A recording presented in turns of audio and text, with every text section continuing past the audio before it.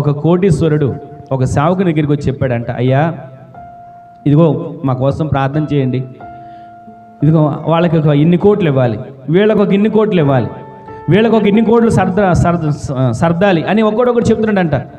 అయ్యా నీవు కోటీశ్వరుడు కదా, నీకేం బాధలు, నీవు కోటీశ్వరుడు కదా, నీకేం కష్టాలు, భలేవారులండి బాగానే చెప్తున్నారు, మాకుండే బాధలు మాకున్నాయండి. ఇదిగో అక్కడికి వెళ్ళానా మొన్న ఒక చోట నా వ్యాపారంలో 4 కోట్లు నష్టం వచ్చేసి, ఇటు వెళ్ళానా ఇంకొకరికి 4 కోట్లు నేను కట్టాలి, ఇదిగో వాళ్ళకు ఒక 8 కోట్లు సర్దాలి అని ఇవన్నీ చెప్పుకుంటూ వస్తున్నాడు.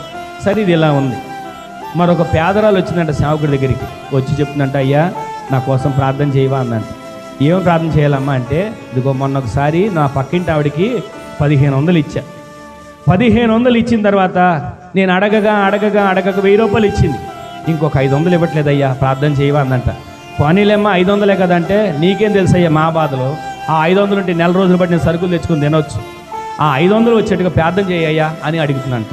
ఈ రోజున కోటీశ్వరుడికి ఉండే బాధలు కోటీశ్వరుడికి ఉన్నాయి, లక్షాధికారికి ఉండే బాధలు లక్షాధికారికి ఉన్నాయి, 100లో ఉండేవారి బాధలు 100లో ఉన్నాయి. ఆ 500 రావడం కోసం ఎంత ప్రయాసపడుతుంది ఆ తల్లి.